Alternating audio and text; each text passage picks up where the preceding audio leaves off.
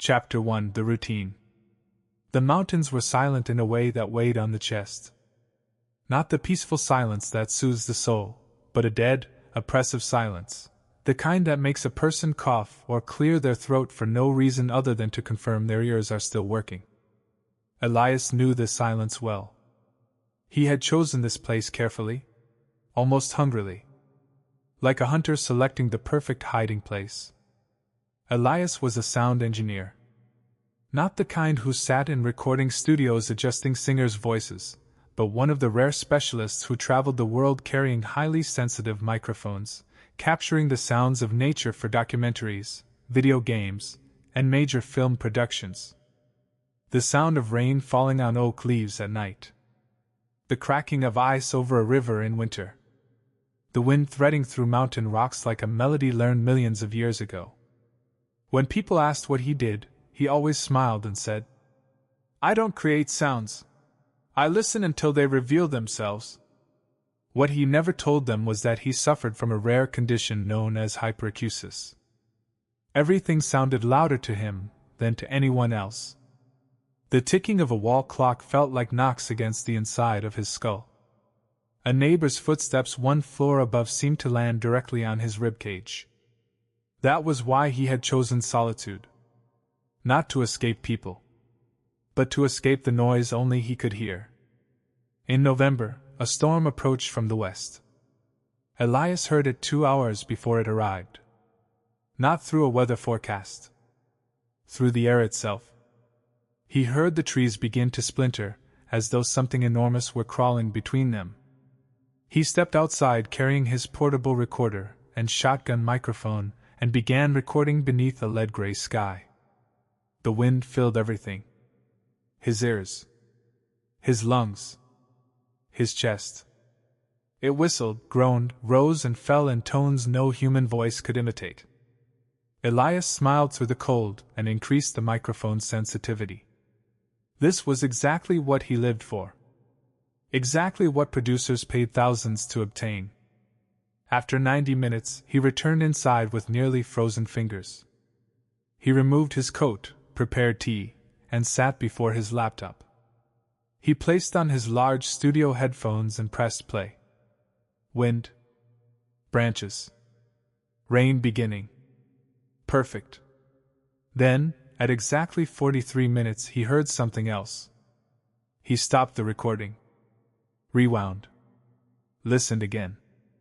And again. Buried beneath the storm, hidden under layers of noise, was a whisper. Not the accidental voice of a distant passerby. Something different.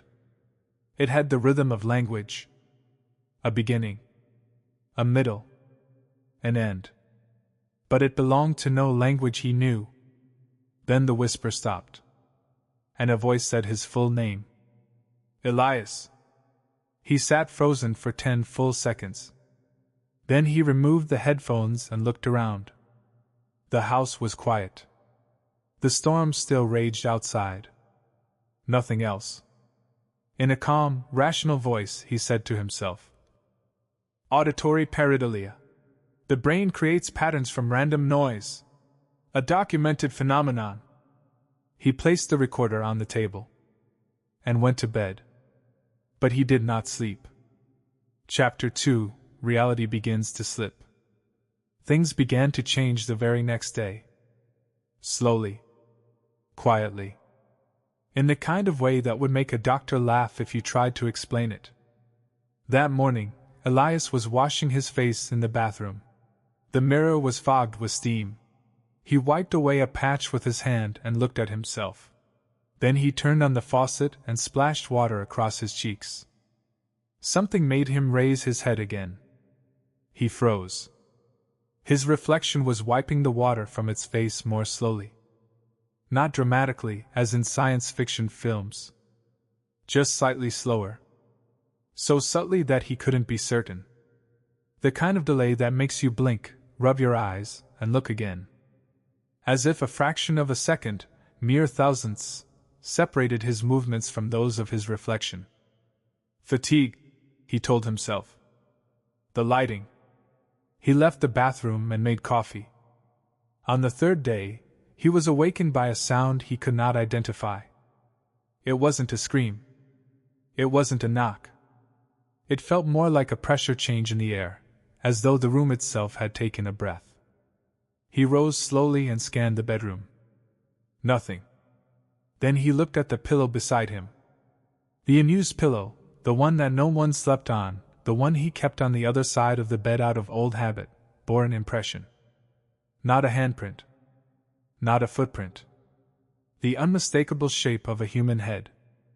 As though someone had rested there only moments before. Elias pressed his palm against the indentation. It was still warm. On the 5th day, Elias installed 3 small security cameras throughout the house and connected them to his laptop. He didn't overthink it. He acted as anyone might when trying to prove to themselves that their imagination was running wild. He wanted to watch the dull, ordinary footage of daily life and put an end to his growing unease. 3 nights later, just after 1 in the morning, something appeared in the living room recording. Elias was asleep exactly where he should have been, visible from the camera's diagonal angle. But his shadow on the wall moved. It moved on its own. Slowly it detached itself from his sleeping body. It stretched unnaturally for a moment. Then it walked. Actually walked. Across the room. Into a dark corner. There it turned and stood motionless, facing Elias as he slept. And it remained there until dawn. Elias showed the footage to no one. He shut the laptop. Then he sat in the kitchen until daylight flooded the windows, his cup of coffee growing cold in front of him, untouched. Chapter 3: Descent into Madness. Elias told himself there had to be an explanation. He believed in science. He had studied it, built his life around it, and trusted it completely. He knew the human mind possessed an extraordinary ability to manufacture ghosts from ordinary details. Stress could do that. Isolation could do that. Perhaps hyperacusis, his extreme sensitivity to sound, could even begin to distort visual perception. There had to be a rational answer. But he decided to investigate. He traveled to the municipal office in the nearest town and requested records for the house. The process took 2 days and a considerable amount of persuasion. What he found was simple enough on paper. Previous occupant, Yusuf el-Hasnawi, a 60-year-old man who lived alone. Date of death, 3 years earlier. Cause of death, sudden cardiac arrest. Location of death. The bathroom. In front of the mirror. Elias closed the file and drove home without speaking to anyone. That night he decided to conduct a different kind of experiment. He did not believe in spirits. But he believed in sound, and in what sound could reveal. He opened his recording software, placed an ultra-sensitive microphone in the center of the living room, and spoke calmly into the empty air. "I'm going to record the silence of this room. Everything here will be heard." Then he stepped outside, closed the door, and sat in the freezing night for 20 minutes. When he returned, he sat before his laptop and pressed play. At first, there was nothing. As expected. Then, exactly 2 minutes into the recording, a voice began to emerge. It was his own. Not an old clip. Not an echo. His voice. But with the tone of a small child. And it began to sing. A lullaby he had not heard in 24 years. A song his father used to sing to him when he was 3 years old and unable to sleep. A song he had never mentioned to anyone. A song that existed nowhere else in the world. Elias stopped breathing. On the recording, the child stopped singing. Then it whispered, "Elias, look in the mirror." In the days that followed, Elias began avoiding mirrors. But reflections were everywhere. In the wardrobe door. In the black screen of his computer after it shut off. On the surface of water as he filled a glass. In the pupil of his own eye when he leaned close to the window. And every time he looked, he noticed something. Something small. Something explainable. His eyebrows sat slightly lower than they should. Only slightly. As though they could no longer remember their proper position. His eyes appeared a little wider. Just a little. As if something inside them were pulling outward. Then one night, he saw something that forced him to stagger backward and brace himself against the wall. His face in the mirror was staring directly at him. But he was not looking at it. He had turned his head for a brief moment to glance behind him. When he looked back, his reflection was still staring straight ahead. For one full second. Then, slowly, it turned and caught up with his movement. Chapter 4: The Shattering Truth. On the 18th night, Elias made his decision. It was not entirely rational. It was not entirely emotional. It came from a place deeper than either, the place a person reaches when every explanation has run out. He gathered everything that reflected. The large mirrors. The bathroom mirror. The wardrobe mirror. The small mirrors hidden inside picture frames. He carried them all into the courtyard. Then he raised a hammer and began to smash. Each blow produced a sound like a scream. Glass exploded into the cold night air like fragments of dying stars.